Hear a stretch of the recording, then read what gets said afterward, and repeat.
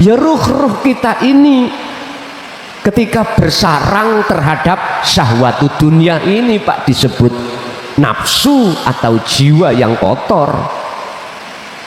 Tapi ketika saat nafsu atau jiwa atau ruh yang kotor itu mau kembali, maka disebut mutmainnah. Jalannya itu tadi,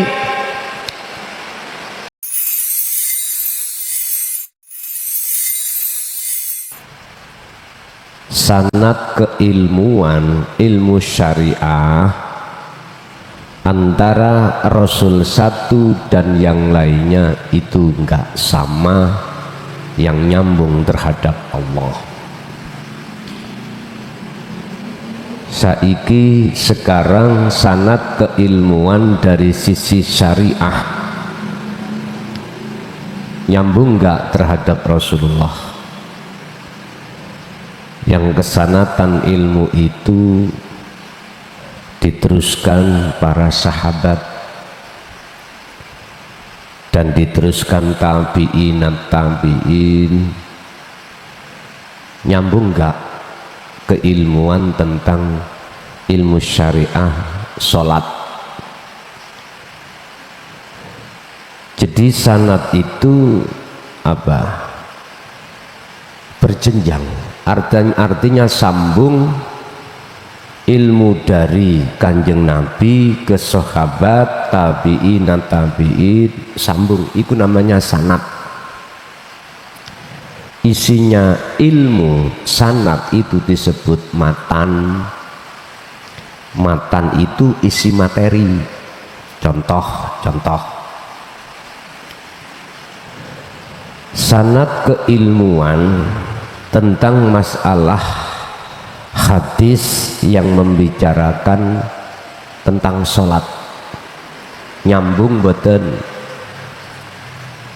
Rawine iki yang menceritakan ini sambung napa mboten?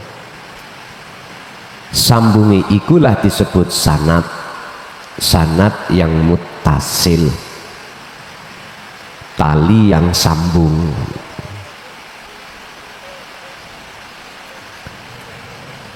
Bicara tentang masalah keilmuan untuk menuju pada Allah, itu juga harus dipercanyakan. Kesanatan ilmu tauhid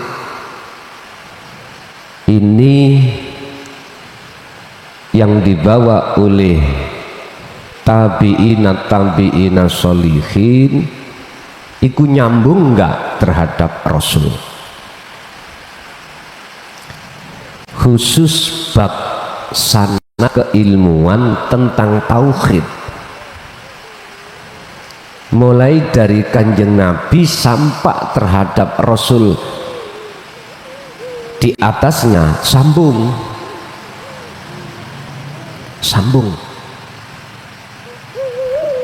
Kalau syariat beda-beda.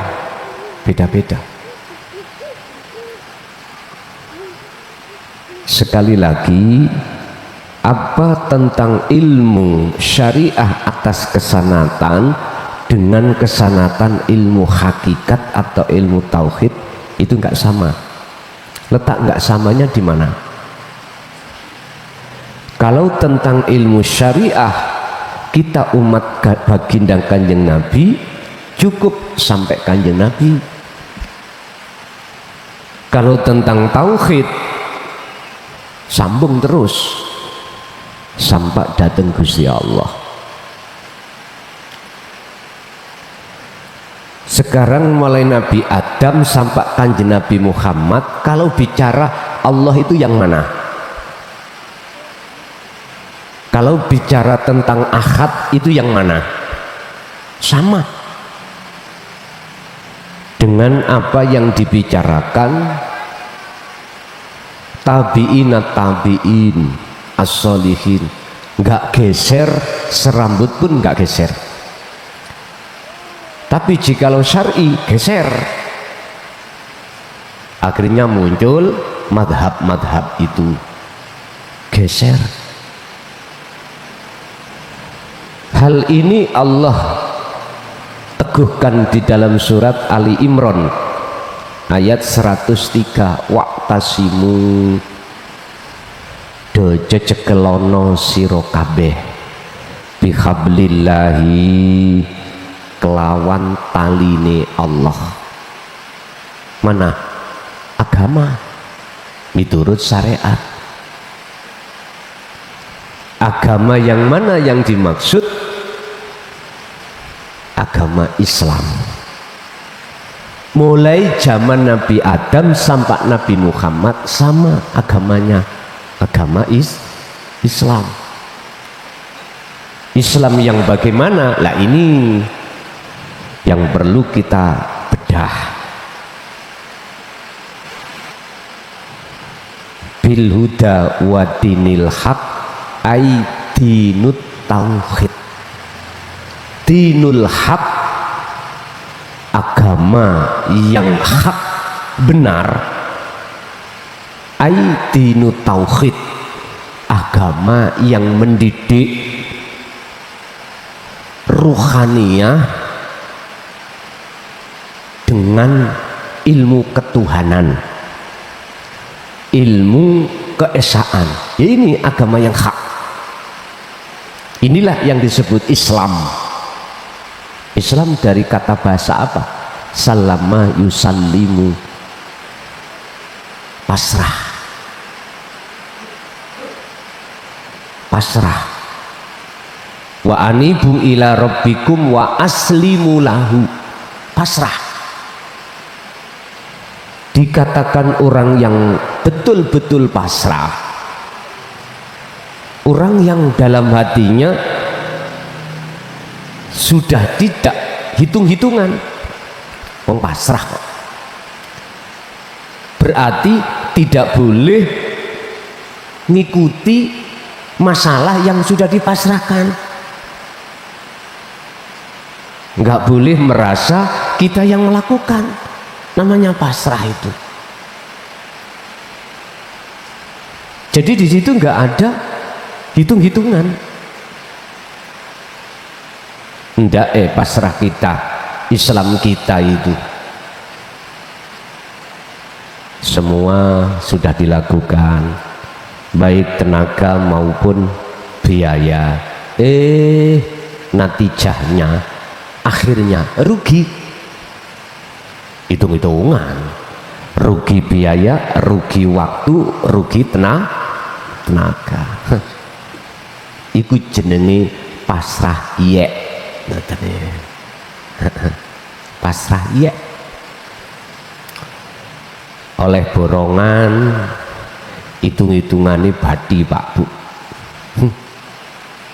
Tengah dalan kena musibah, ujian, plensengane ambrol. Lah rendeng-rendeng kok ngen melengseng. Iki piye karepe?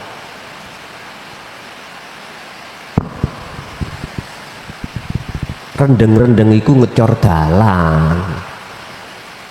Nanti tambah kuat. Cor itu kalau kena air habis dicor tambah kuat. Ngaspal jalan ya merotoli. Rendeng-rendeng ngaspal jalan, habis di aspal banjiri teko, durung padet merotol, rugi. Ya tau, rugi. Wa aslimu lahu, mana letak dimaksud dengan pasrah itu? Bukan itu Islam yang dimaksud. Islam yang dimaksud di sini adalah Islam yang diikuti oleh para rasul, para tabi'ina sholihin. Islam itu adalah agama yang mengajarkan tentang ilmu ketuhanan supaya hatimu bisa mengesahkan pada Allah. Oh ini leh. Mana kuncinya yang disebut bihablillah, tali sanad yang sambung gak putus itu yang mana? Yang menjadikan hatimu itu mengesahkan Allah, la ilaha illa anta, akhirnya bisa la ilaha illa ana. Ya wasilah sing saya sebut biasai dzikir sirul asrar itu, sebab hanya dzikir sirul asrar lah yang memfungsikan hatimu untuk tidak ngaku-ngaku. Nek dzikir siri jahri isih ngaku-ngaku. Nah inilah tali atau sanad, syarate sanad ini sambung nang Allah, nggak sambung nang makhluk sudah. Lah tentang keilmuan dinut tauhid ini sambung sampai Allah sambung, artinya khusus tentang tauhid mulai nabi rasul siapapun tidak geser, tidak khilaf serambut pun nggak bisa. Ini yang disebut sanad yang muttasil, ya ini ilmunya, ya ini ilmu yang khusus didik ruhaniyah tentang tauhid, nggak geser, nggak akan khilaf. Iku ilmu asal sebabi ilmu sing tuwa, ilmu yang tuwek, ya ini nggak geser. Sing geser sing khilaf niku ngilmu enom, ya iki ilmu syar'i. Kalian lihatlah tentang imam-imam di hukum syariah khilaf, madhab ini harus gini, madhab B harus gini, madhab C ya juga nggak sama, geser. Bahkan Allah ingatkan bihablillahi jami'an, podo cecekelono sira kabeh bihablillahi kelawan taline Allah jami'an kelawan sekabehane. Artine Pak Bu, siapapun Anda, beragama pun apapun Anda, jikalau betul-betul hatimu memegang talinya Tuhan, Andalah yang disebut orang yang tidak bercerai-berai, tidak khilaf, walaupun dohirnya ilmunya khilaf, tapi ruhaniyah hatimu tidak akan khilaf, hanya menyembah ilahun wahid, Tuhan yang Maha Esa. Wala tafarraqu, lan ojo podo pisah-pisahan apa cerai berai sira kabeh. Artine siapapun Anda pasti akan tercerai berai jikalau hatimu tidak bertuhan yang esa, mesti cerai berai. Kalau ini dibiarkan, nanti tidak hanya bercerai-berai khilaf, beda pendapat secara argumentasi lesan, pasti akan terjadi argumentasi fisik. Itu namanya horizontal. Perang tidak hanya secara lesan, media, argumen secara hujah, tetapi pasti akan melebar terhadap horizontal. Apa? Secara fisik pasti perang. Contoh-contoh dilihat, dibuka di Timur Tengah bagaimana antara Syiah dengan Sunni, sampai ke fisik. Indonesia bisa jadi antara ahli sunnah dengan Muhammadiyah, NU dengan Muhammadiyah, atau yang lainnya, bisa akan terjadi. Bersumber atas khilafnya satu makalah. Contoh sholat subuh, ada yang memperbolehkan kunut, ada yang enggak. Tahlil, istighosah, kirim dungo, banyak khilaf di situ. Habis sholat ada yang memperbolehkan untuk wirid, zikir, ada yang tidak memperbolehkan, khilaf. Ayo, ini biarkan. Hasud akan manakala akan menjadi besar, pasti akan terjadi horizontal. Itu pasti, Pak. Tapi kalau kita bicara tentang masalah hukum hakikiyah, geser satu rambut pun, mulai Nabi Rasul siapapun, sampai detik ini nggak geser. Kesimpulannya, ani'budullaha wajtanibut tauhid. Dalam proses untuk mengesahkan pada Tuhan, wajib hatimu untuk menanggalkan keakuan dirimu. Wes, niki harga mati. Harga mati. Ya inilah yang disebut Islam.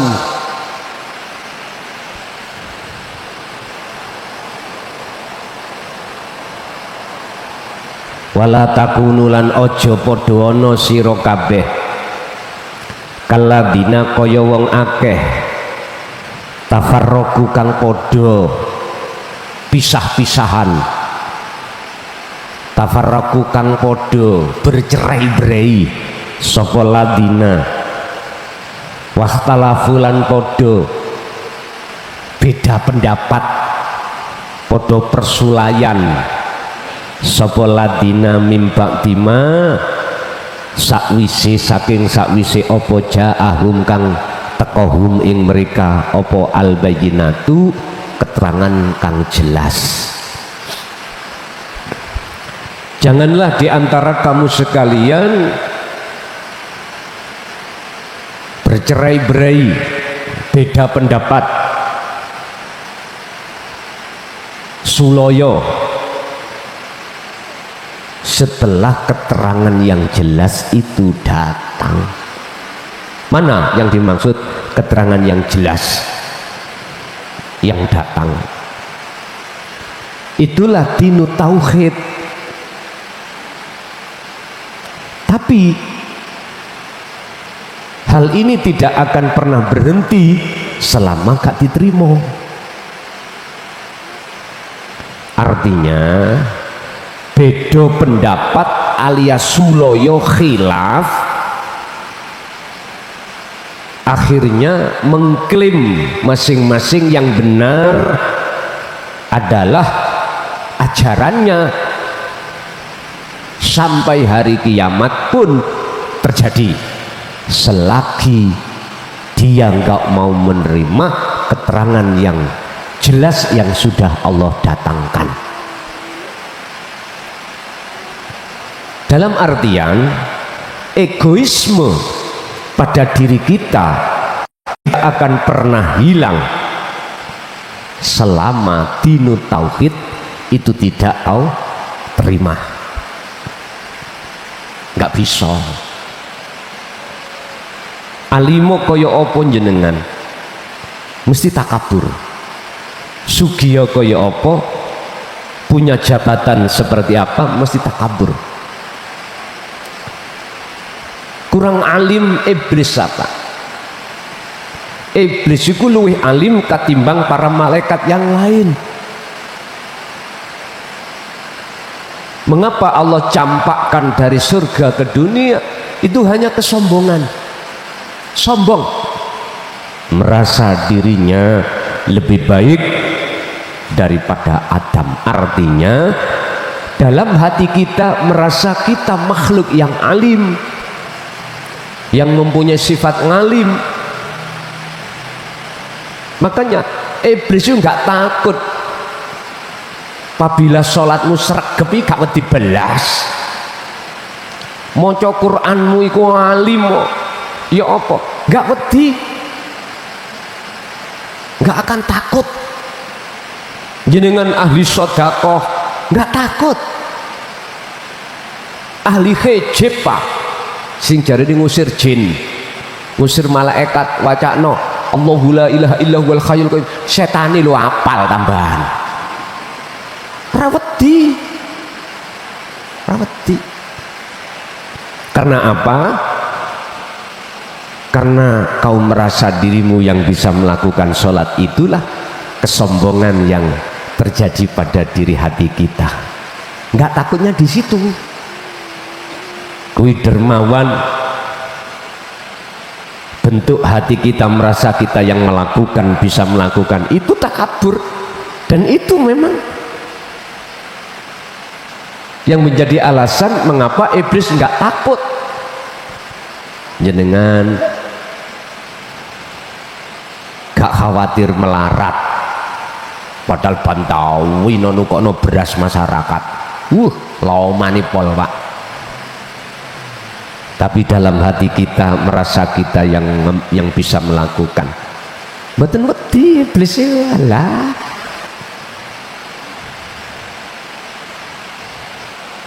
Berarti kita itu yang alim, yang kaya, yang dermawan, justru kitalah bolone iblis. Tapi nggak terasa. Egoisme itu tidak akan pernah hilang di dalam hati kita selama kita menolak dinut tauhid. Sebab dinut tauhid itu faktor atau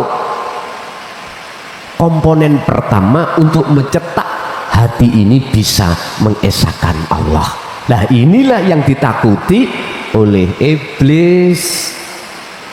Orang yang nggak bisa baca Quran, sholat rang kadang, sholat rang kadang enggak.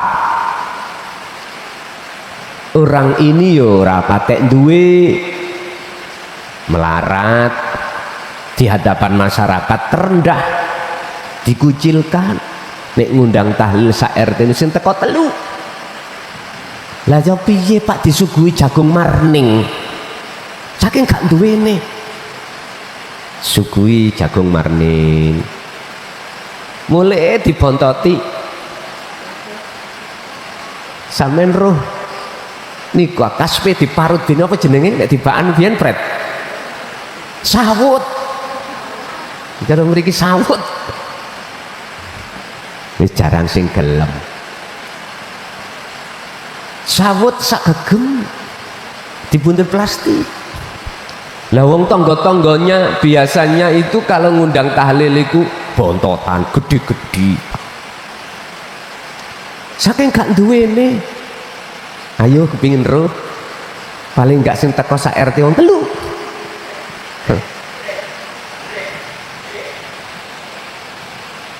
Maca Quran yo gak iso. Salat yo arang-arang. Bahkan tidak pernah. Mohon maaf loh ya, mohon maaf. Iki mandang dari kacamata hakikat, bukan syariat. Jangankan sodako, ya ta? Sing dipangan lho, kadang nggak ada. Tapi ditakuti iblis. Takutnya duduk-duduk pak. Sebab apa? Minhumul mukhlasin. Hatinya selalu mengesahkan Allah. Ini yang iblis takut pada orang seperti ini pak. Bukan takut ahli maca Quran kae, ndak. Kurang alim mah iblis. Luwih alim katimbang malaikah. Alim. Ahli sholat sujud gak mari-mari, jenengan 5 menit ae temeng. Lah iblis iku Ajazil iku ribuan tahun.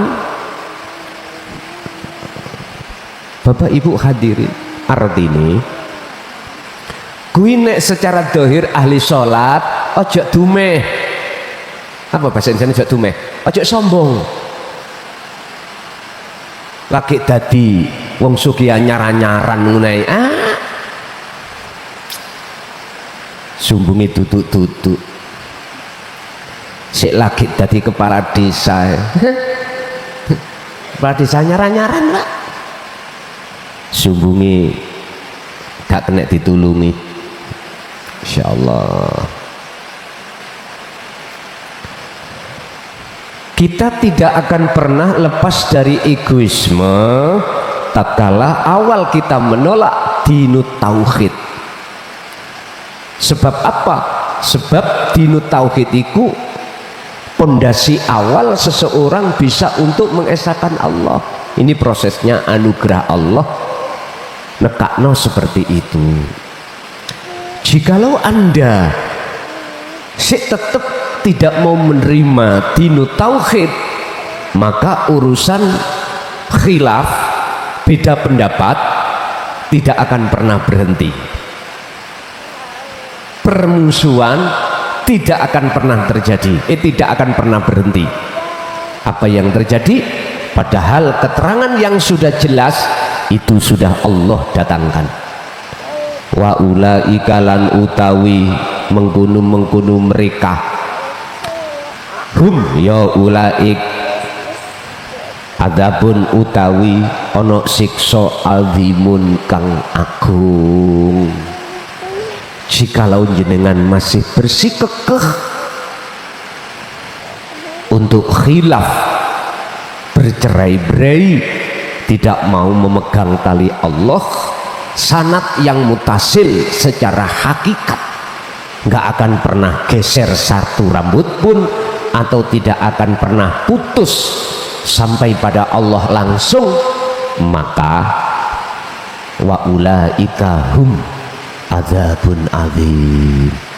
Di dunia sudah ada siksa, hati kita akan selalu gelisah, khawatir dan takut.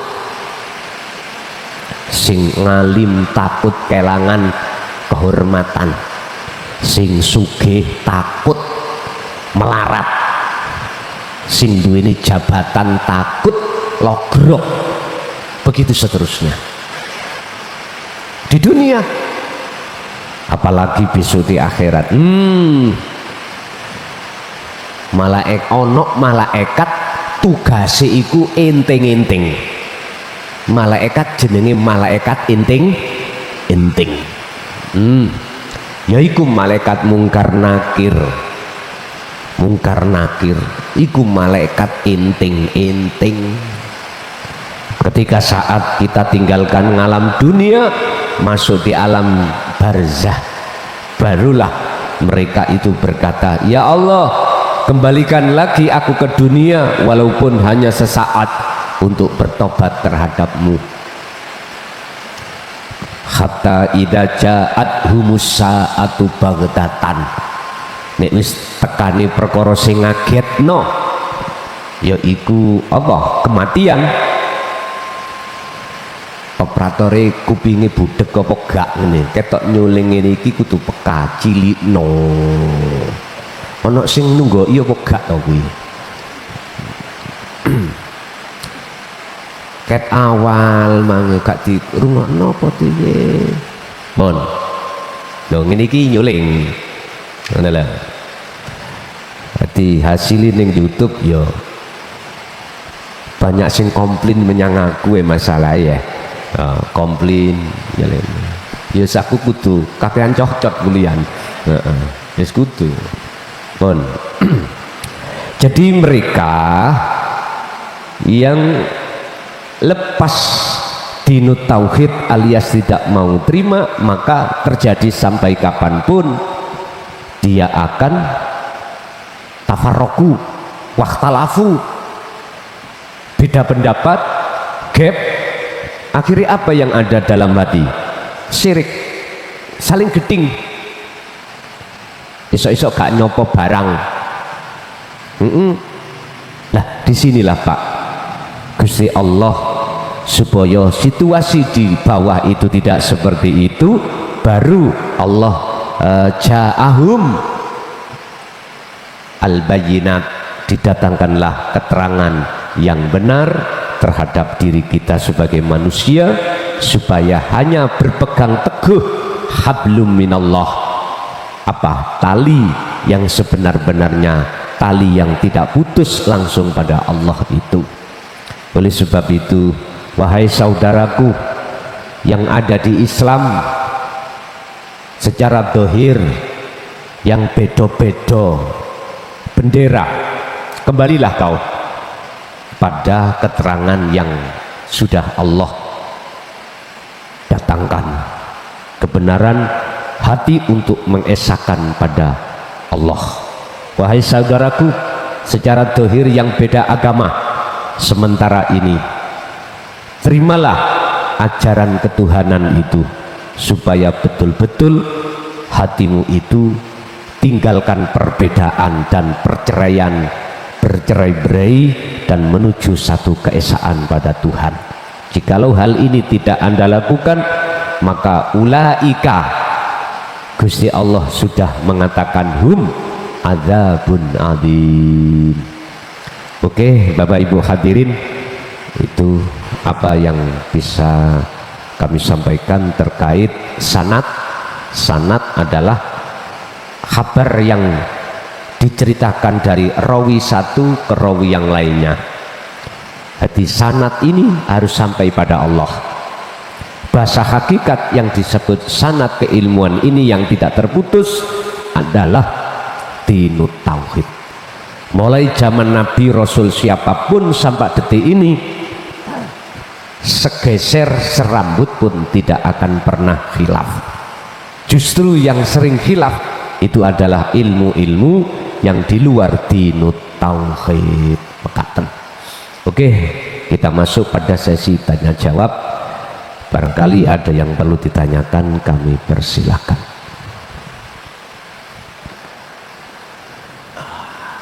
Sekarang akhirnya kasih itu. Boleh?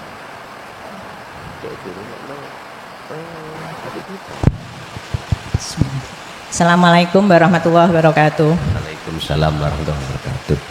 Perkenalkan Gus, saya Bu Eni dari Surabaya. Izin bertanya. Saya mengenal Ponpes ini ya 1 bulan yang lalu Gus.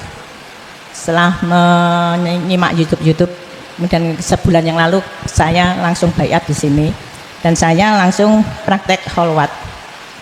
Tapi dalam praktek kholwat itu rasanya kok masih terputus-putus saya melakukannya. Maksudnya itu tauhid itu pergi datang seperti itu.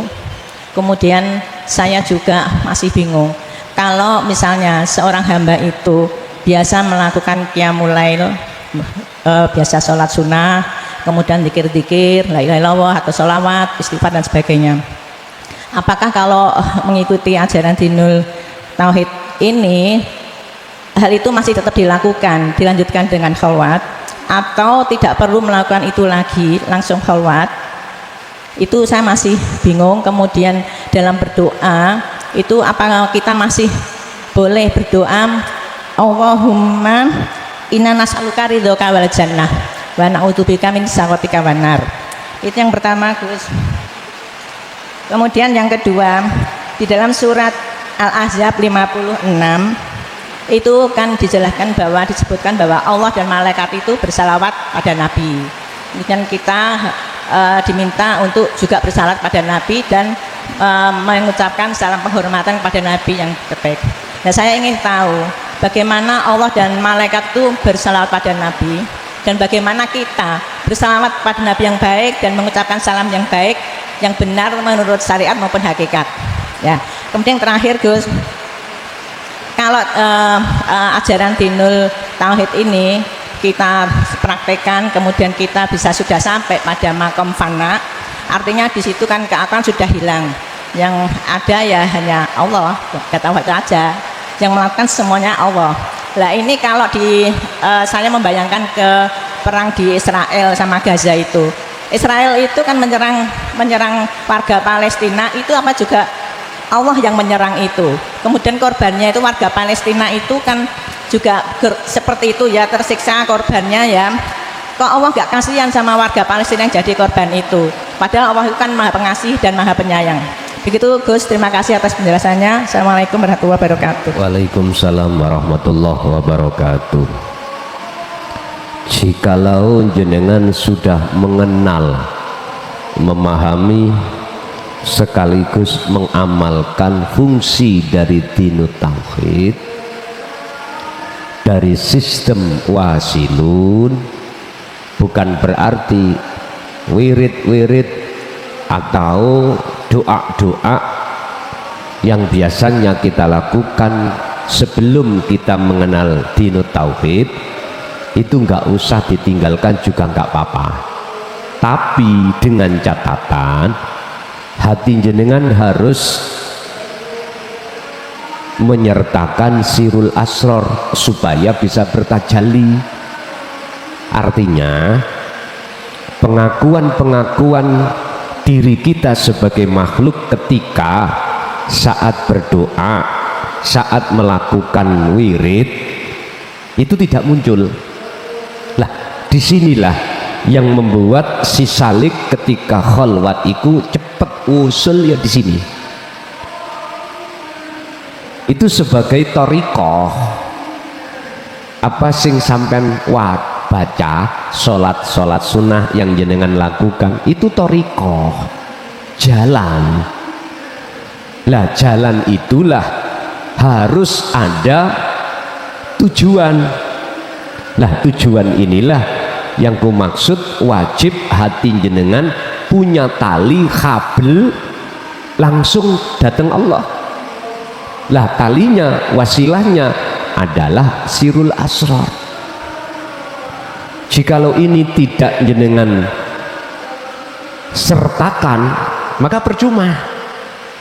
Kita sudah mengenal ilmu, mengamalkan tentang dinut tauhid, kok ya ini dilepas talinya, ini sambungan langsung ruh datang Allah, ya percuma. Tujuan tidak akan pernah sampai, nggak akan. Jadi Bu, seperti biasanya ini sistem wasilun, tetap dalu tahajud, biasanya tahajud, sholat sunnah, silakan. Wong iki jalan Allah memberikan fasilitas untuk munajat bertemu Allah.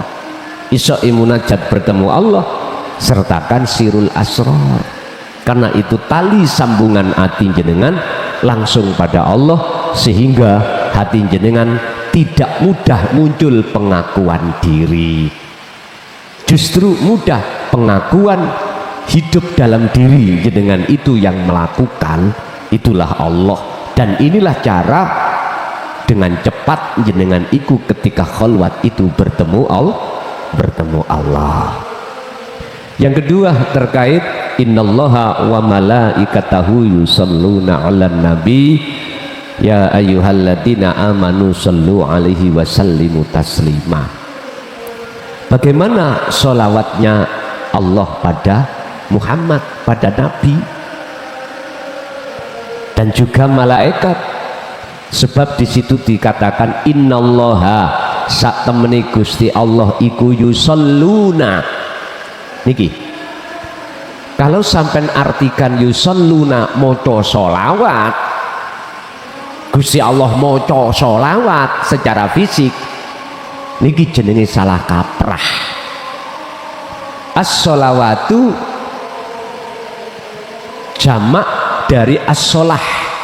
As-sholah maknanya rahmat, berarti Allah merahmati terhadap Muhammad.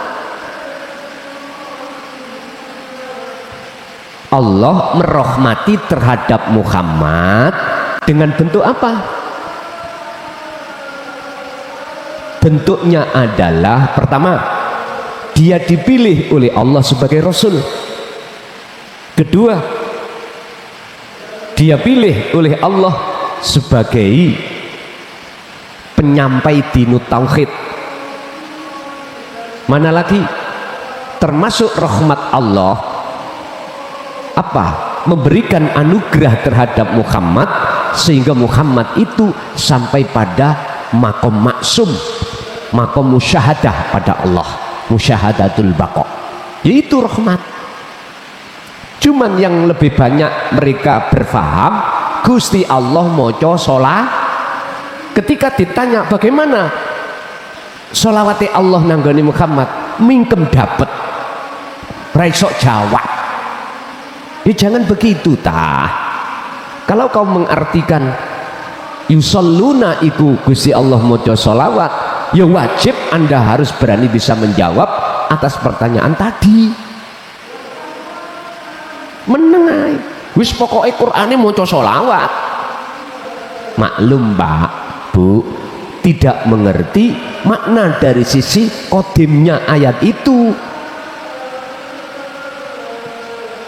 Itu kan seakan-akan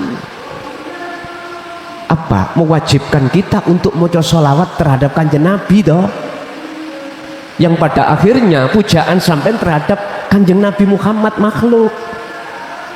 Alurnya giring itu di situ mereka, sehingga pujaan sampean, iman sampean itu terhadap makhluk.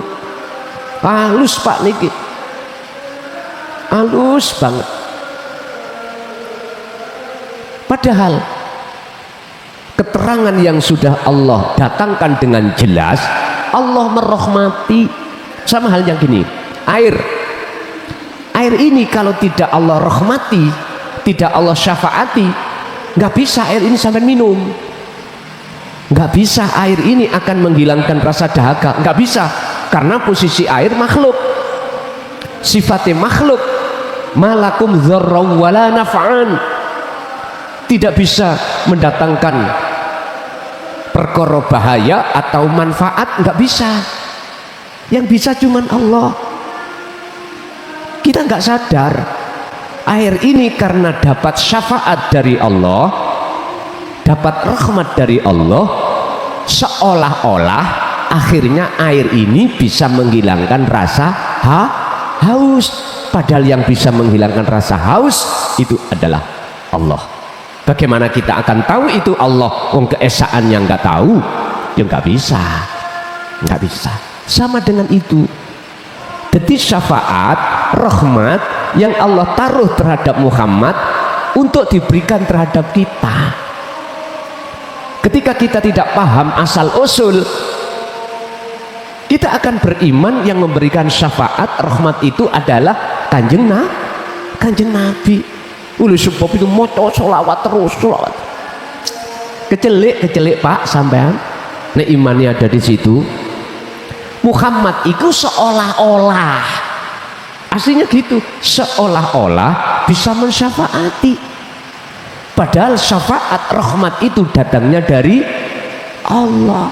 Sama halnya dengan saya, gak jauh berbeda. Koyok seolah-olah ilmu yang kita bahas ini yang menjadikan hati kita tenang, sadar semua Allah, seolah-olah koyoke sangka klason. Tapi asli nih ya sangka urip, sangka yang esa ini. Lah ini loh Pak, asli nih mau kembali di situ baru tahu. Wa malaikatahu apa bentuke malaikat bersolawat jari wong-wong niku, yaitu bentuk Gusti Allah mengutus sing jenenge malaikat untuk membawa wahyu diberikan kepada Muhammad. Satu. Nomor dua, bentuk anugerahnya Allah terhadap para malaikat ini, dijadikanlah malaikat itu golongan makhluk yang taat. Golongan makhluk yang taat. Artinya nyun sewu,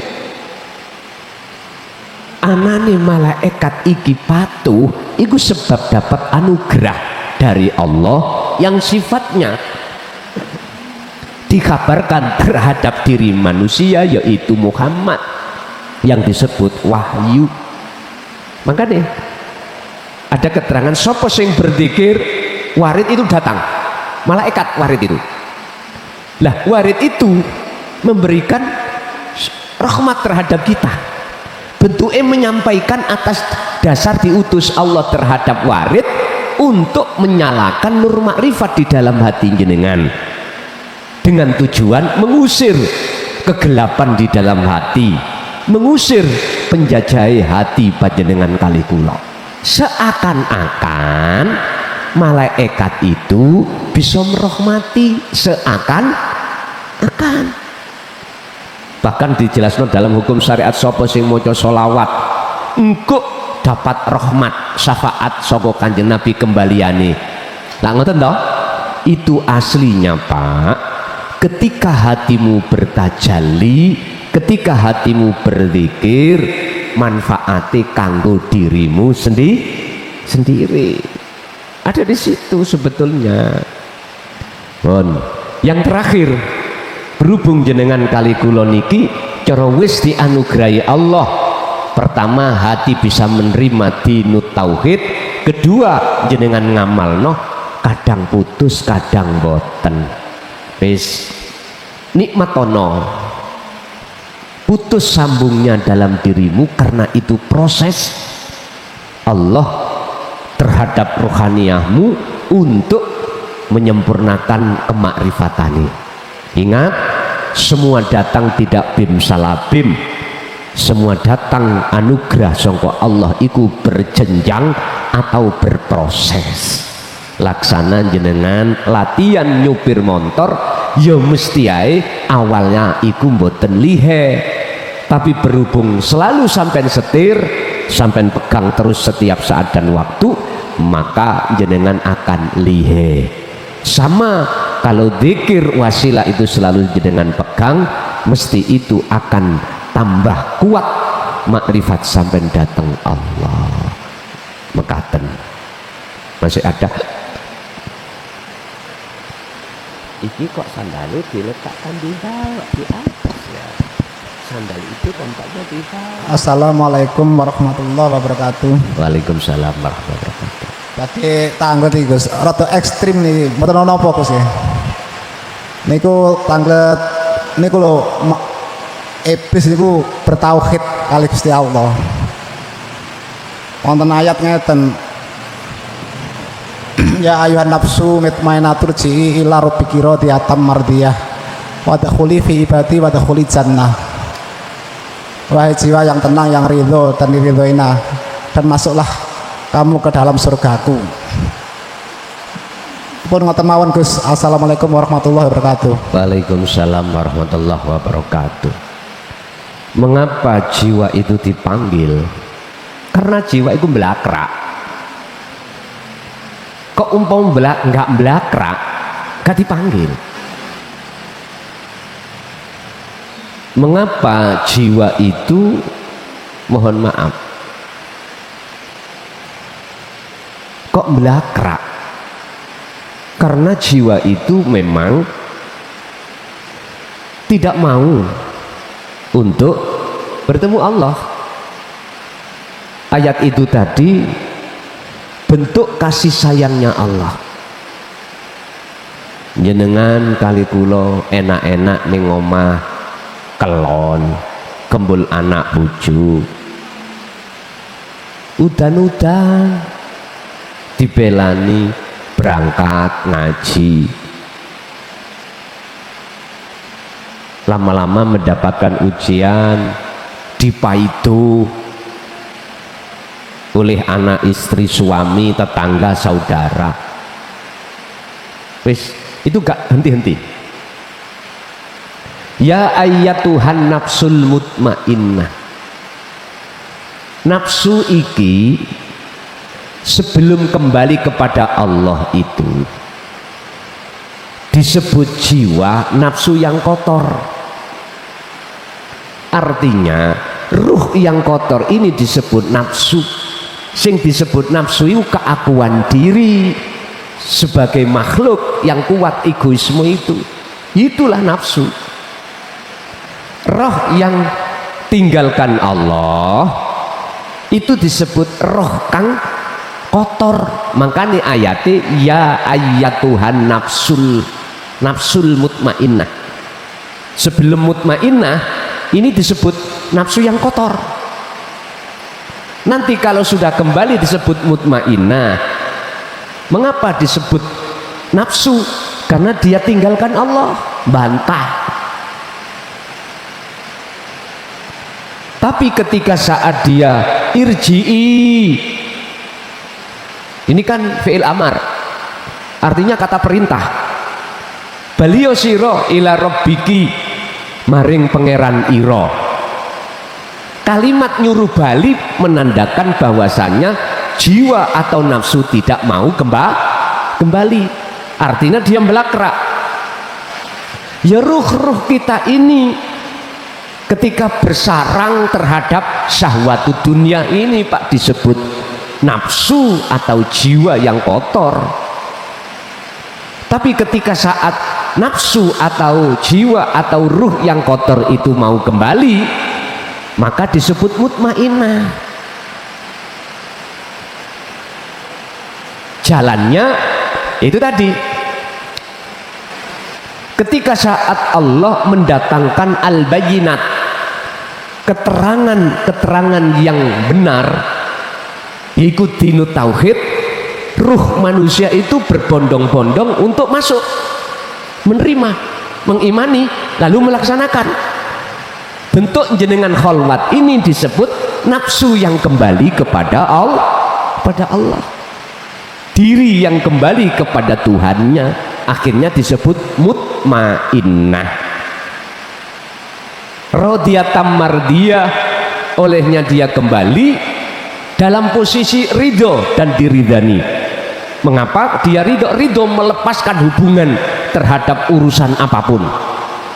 Hati jenengan harus ridho, hati pegatan ambek anak, bojo, dunya brono, ruhaniyah. Ampun salah tafsir lo ya, mulih langsung nang masih jauh pegatan secara fisik. Bukan itu.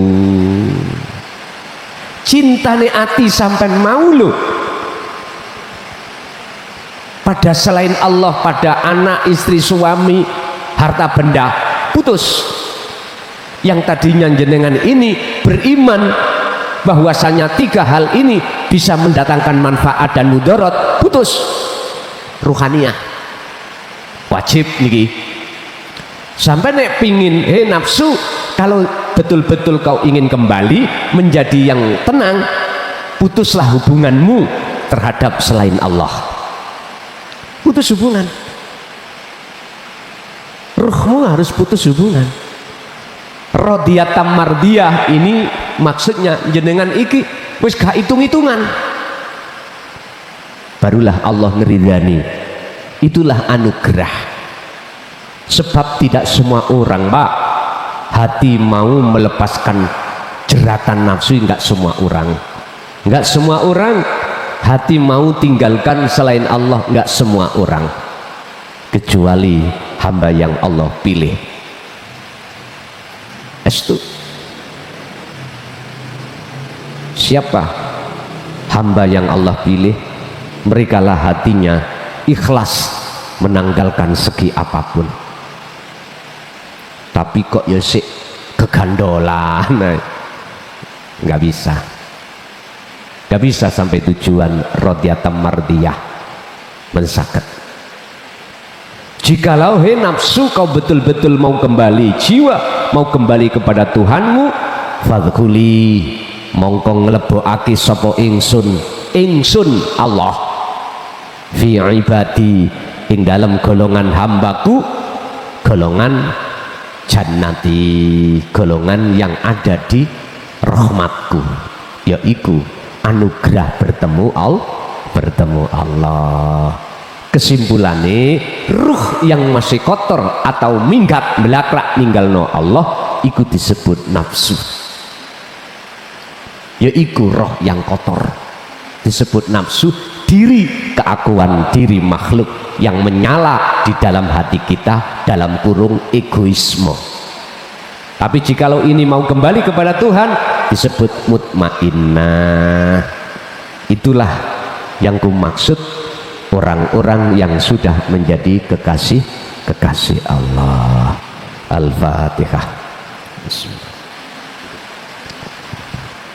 Akhirul kalam, assalamualaikum warahmatullahi wabarakatuh.